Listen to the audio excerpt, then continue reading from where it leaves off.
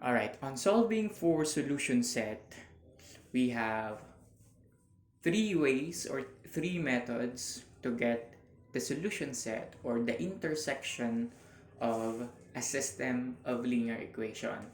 Let's try having an example. We have here x minus y equals 1 and x plus y equals 3. Okay, so we're looking for the intersection.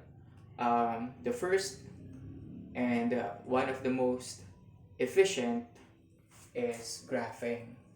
If itry mo siyang i-graph by getting the x and y intercept of this equation, you'll notice na ang kanyang y-intercept is at 3. Sorry. You have it here and there. So this one is for the first equation.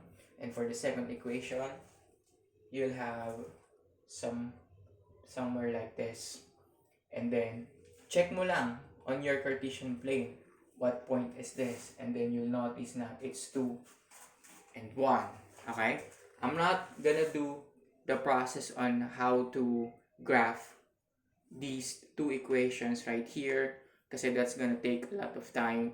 Pero in reality, graphing doesn't really suits well on trying to get the equation or the solution set for this system kasi nga po it takes time, a lot of time actually, and we are only recommended to do graphing when a graphing calculator or a help of technology is present. Okay, so that's one way to solve for solution set.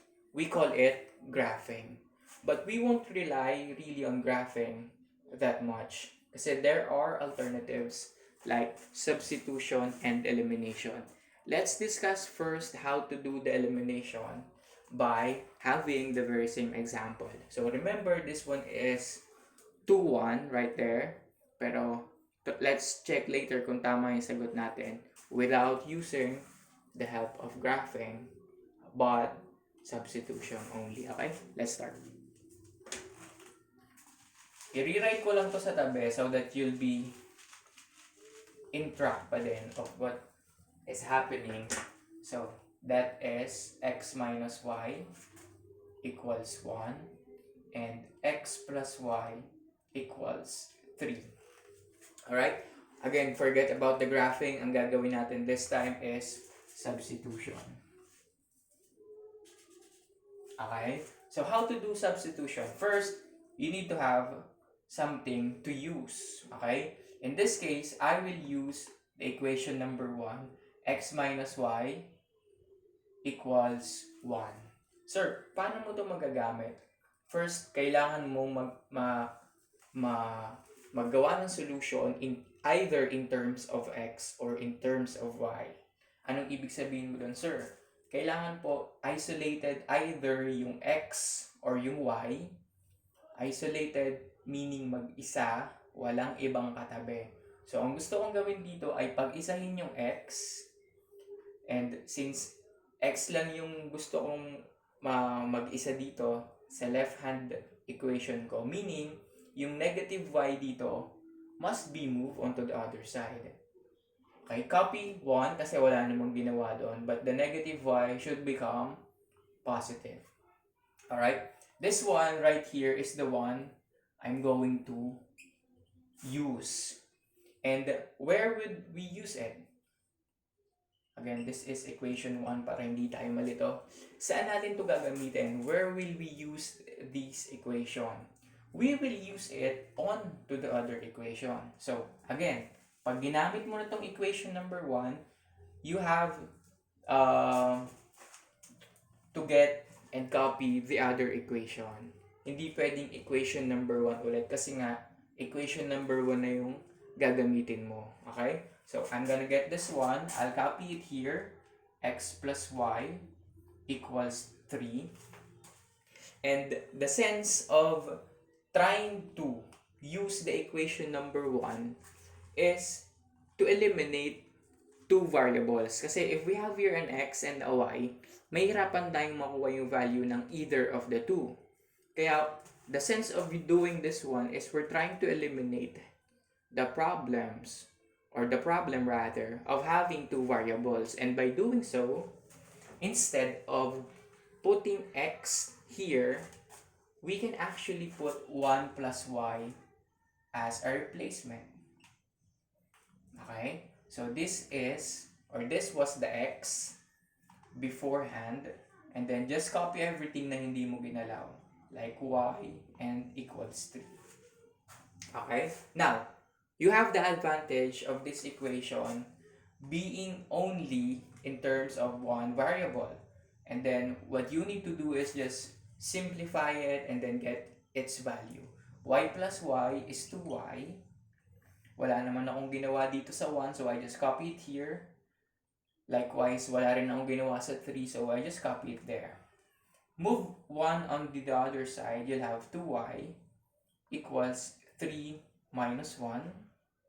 And then, let's bring the equation on top again. We have 2y equals 3 minus 1. What is 3 minus 1? That's 2. So, 2y is equal to 2. It's positive 2 kasi nga po, the imaginary sign for 3 is positive. Again, paulit-ulit na ako, but hindi ako mapapagod na paalalahanan kayo na if we have a positive and a negative, pagka different sign yung meron tayo for two numbers, we just subtract. And then, 3 minus 1, the difference is 2. We get or we copy the sign of the bigger number. 1 and 3. The bigger number here is 3.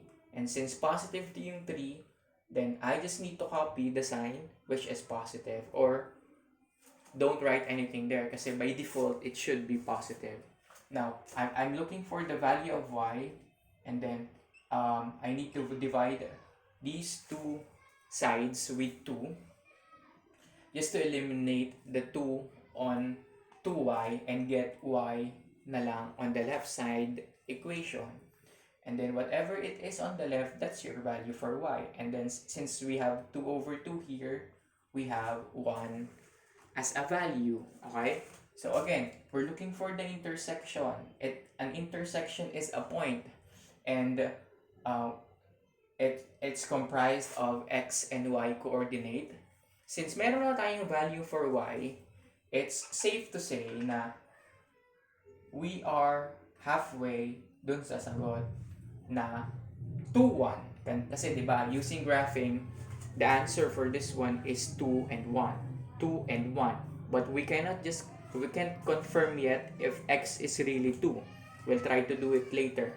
Pero what I'm trying to point here is, you should write your answer in such a way na it looks like a point. Again, a point is composed of two coordinates, x and y, and enclosed with parentheses.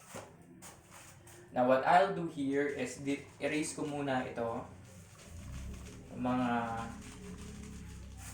solution dito, and then choose between equation number 1 or equation number 2. I'll try to use equation number 2.